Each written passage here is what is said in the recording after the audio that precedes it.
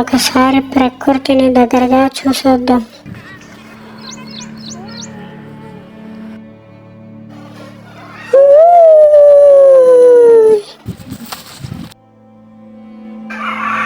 ఆహా, చాలా బాగుంది.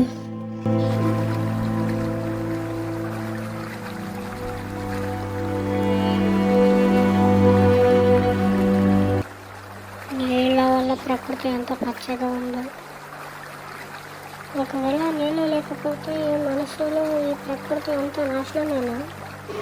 ఈ మనుషుల గురించి ఏంటో కానీ ఒక ట్రీ పాథాలజిస్ట్గా నాకు ఈ చెట్ల గురించి బాగా తెలుసు. వాటర్ లేకుండా చెట్లు బతికి నేను ఒక మెడిసిన్ కనబడతా.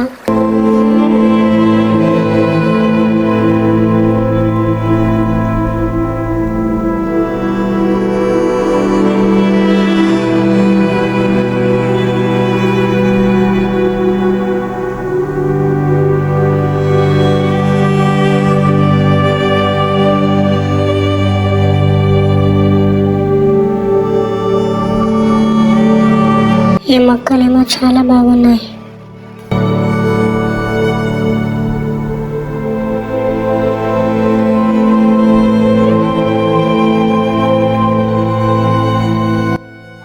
ఈ మొక్కకు లీఫ్ స్పాట్ డిసీజ్ వచ్చింది.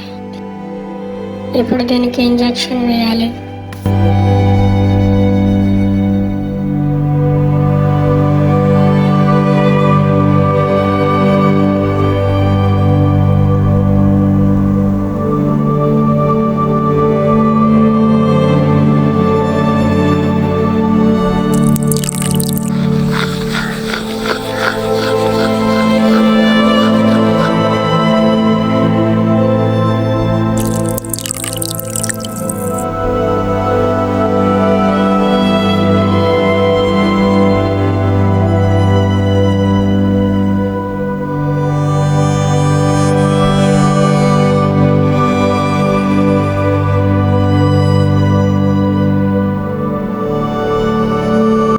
ఇక నేను మెడిసిన్ కోసం రీసెర్చ్ మొదలు పెట్టాలి.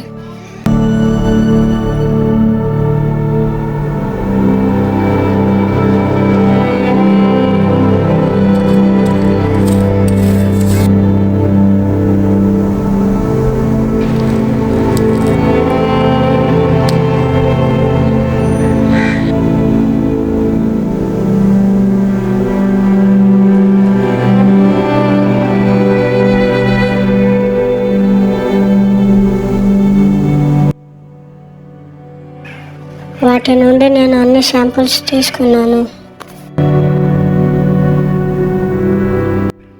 ఫైనల్గా నేను మెడిసిన్ కనిపెట్టాను. ఈ మెడిసిన్ దీనిపై టెస్ట్ చేయాలి.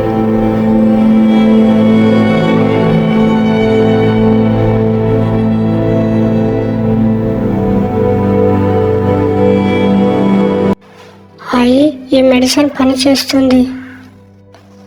నా ఫ్రెండ్కి ఫోన్ చేసి ఈ విషయం చెప్దాం.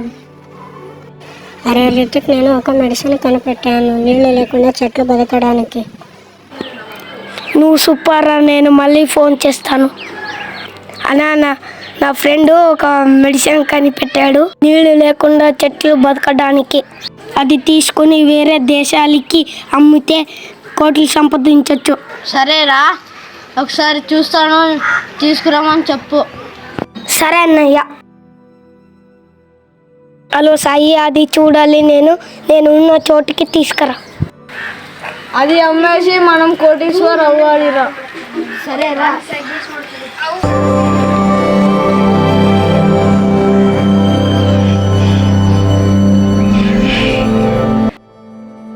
అరే, ఇది అమ్మేసి డబ్బులు సంపాదిద్దాం.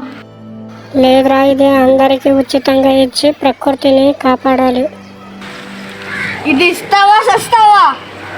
వదిలేస్తారా చస్తారా?